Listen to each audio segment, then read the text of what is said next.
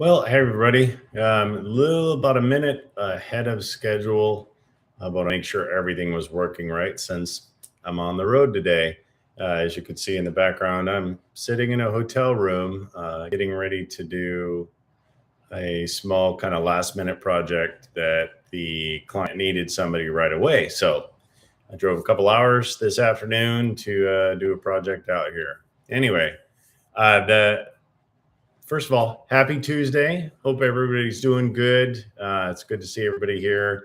If you guys have any questions at all, please don't forget to post them here or wherever you see this video, post them, send us a question. We'd love to answer those and help you in any way we can. My name's Ervin, and I'm one of the founders of AquaLocate. And for more than 25 years, we've been helping people all over the world either solve their existing well water problems or find new places to drill their next well. I was watching another video or vlog or whatever a couple days ago. And one of the things that struck me kind of strange was the person. They were talking about the medical industry, but there was kind of a weird correlation with both the medical industry and the food industry. In that, I don't know if you knew this, but for about 75 years, they've been trying to solve the cardiovascular disease problem, since it's the leading killer in the United States. Somewhere in the neighborhood of about 1 million people a year die from cardiovascular disease. That includes heart disease and some other things. And they've been trying to figure out a way to tackle that problem and haven't done very good, because for 75 years, people are still dying. They haven't fixed it.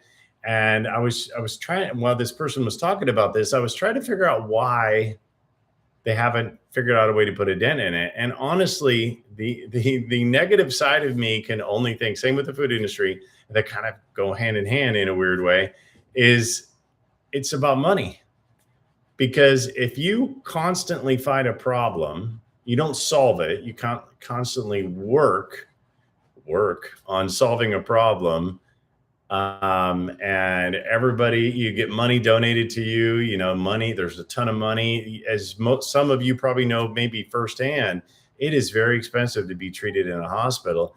And there are a lot of hospitals out there that make a lot of money on people that are suffering from heart disease. So they throw a lot of drugs at it. So the pharmaceutical companies get wealthy and make a lot of money. And the food industry continues to make food that's really not so good. And it has some of it has more ingredients than you can name. And most of the ingredients you can't even pronounce, or at least I can't pronounce. And again, it seems like it boils down to money. We're all, I guess, the industry, they're all about making money. And that's a little disappointing. I mean, I get everybody, you have to make a living, totally get it. But we're talking about billions and billions, maybe trillions of dollars been spent on fighting a disease they haven't figured out how to solve.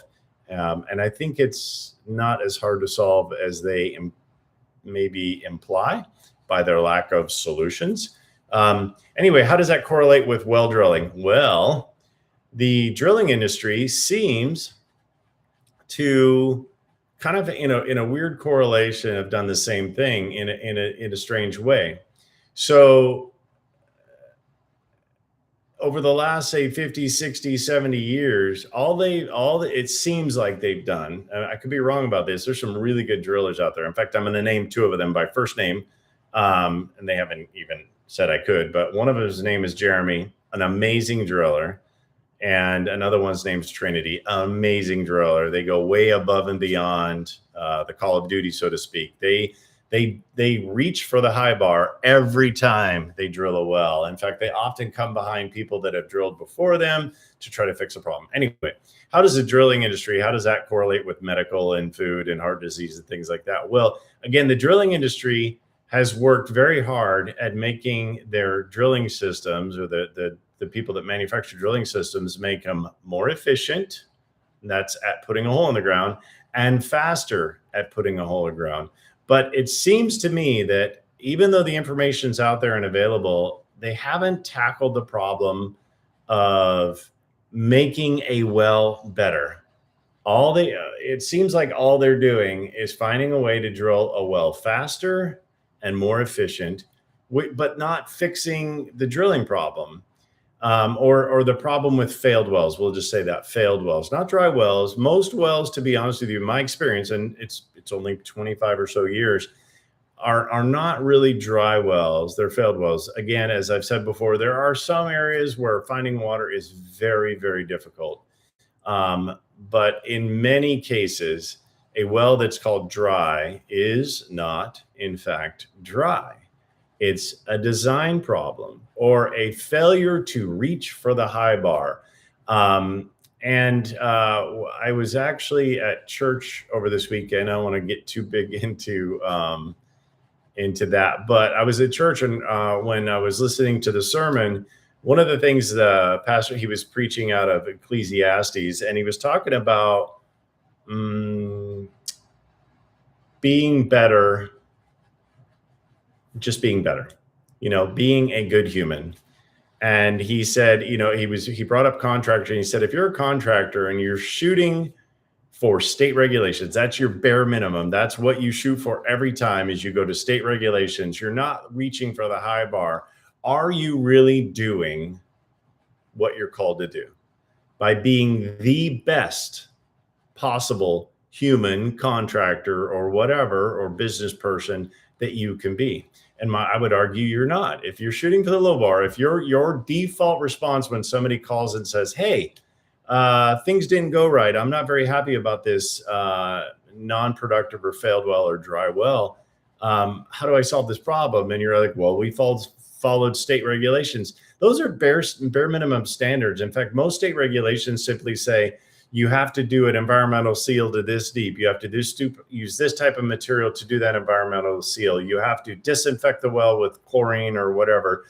Some really bare minimums. They don't talk about well design in most of the regulations when it comes to well drilling. There's no well design or anything, but there's literature out there. It's been out there for decades and decades, and nobody seems, or most people, other than a few that I named. There's another one actually in Australia named Mick. Again, he's an amazing driller. He may or may not be retired by now, but when we met about 15 years or so ago, he was going behind a lot of drillers and fixing problems. Anyway, again, they shoot for the high bar. They're doing everything they can to produce the best product that they can produce. And this was a really glaring problem for me recently when I had a client back in, I'm pretty sure it was in May, and I talked about this the other day, who, now this guy, let me set the stage here. This guy is about 70 years old. So he's in the last 15, 20 years, if he's blessed, maybe 20 years of his life. He bought a property. It's an investment. Like most of us, when we buy property, it's our biggest single investment that we'll ever make. And then most of our wealth is in that property or in that house. So he was buying this property late in life, and he was hoping to split the property into two different parcels. It's 10 acre. He wanted to split it. But he needed a water source, actually on both, the one he was going to keep and the one he was going to split off. He needed a water source. So like most people do, he called a drilling contractor, asked him to drill a well. The drilling contractor comes out, picks a spot. I have no idea how they picked a spot. It really isn't relevant. And proceeds to drill a 760-foot well when the two closest wells to this property are about 100 feet deep.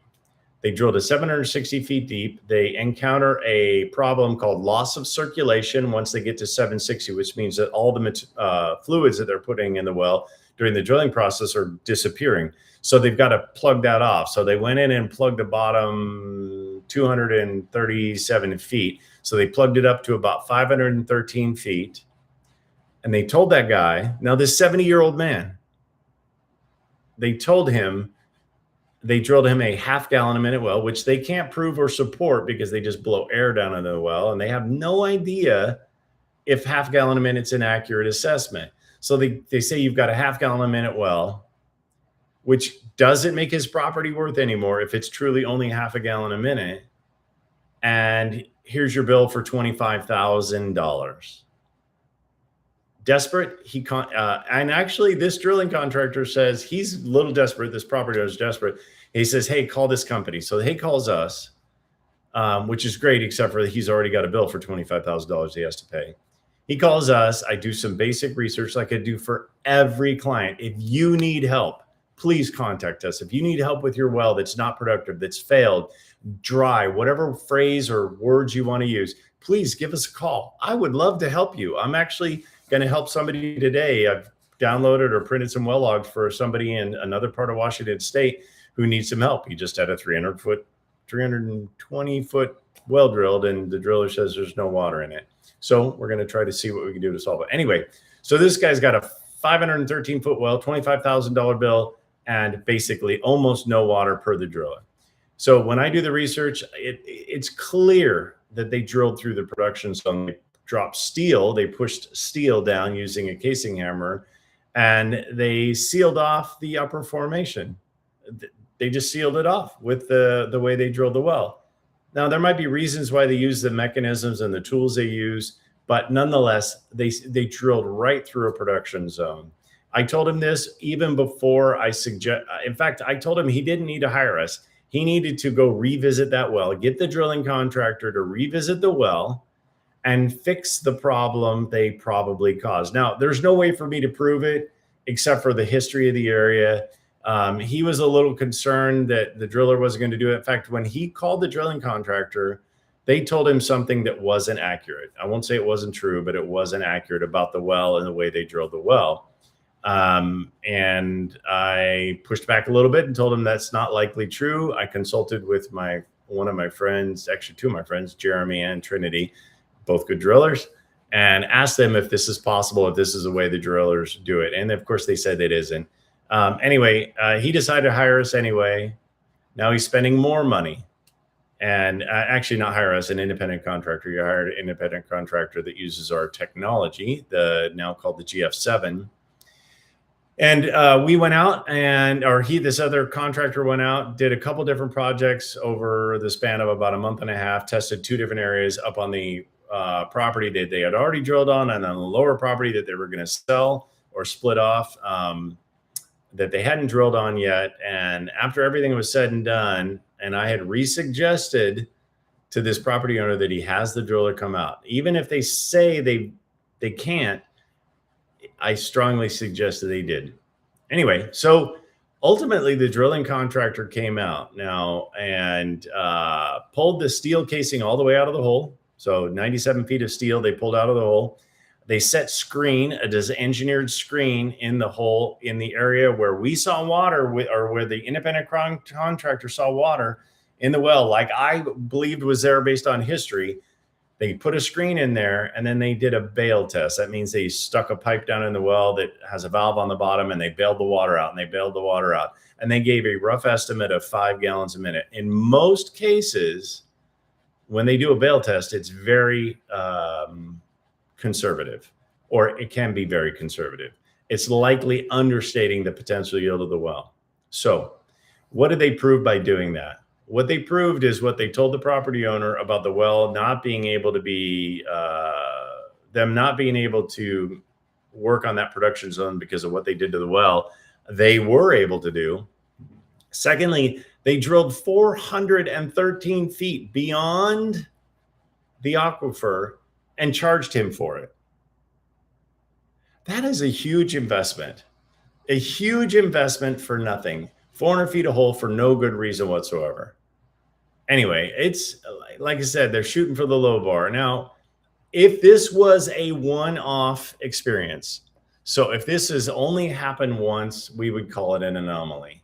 But in 25 years, I've had dozens of clients all over the country have this exact or nearly exact same problem happen.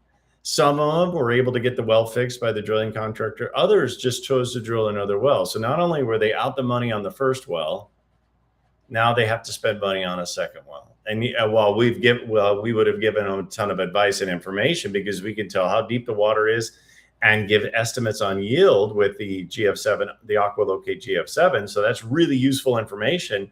but they probably shouldn't have had to do it in the first place. They shouldn't have had to drill a second well. So this is not just an anomaly.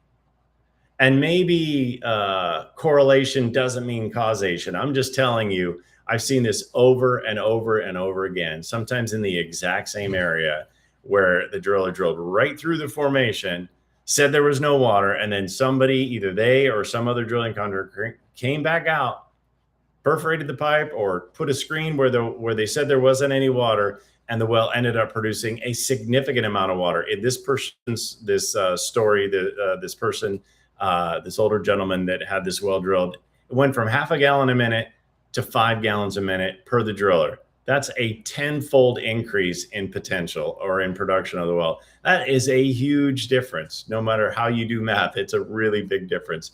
If you guys know somebody that struggled with this problem, we would love to help. We have helped hundreds, maybe thousands of people without charging them anything by just doing some simple research for them, giving them some advice, giving them some information that they can use to help them choose a drilling contractor, all for free. Basically it looks like this: if we don't come to your property, if we don't come out, I will do the research for free. I will provide you free information. It's really not that hard, and it's so worth getting some third party. Just get that middleman advice. Let me be the middleman. Let me give you some advice. Let somebody give you some advice about the drilling process, so that you're armed with information before you jump out there and spend money. On a side note, listen, I wanted to thank everybody that's bought the 2 books that we've published over the last 6 months or so. We wrote about a 90-page book on the drilling process. It's a super useful book.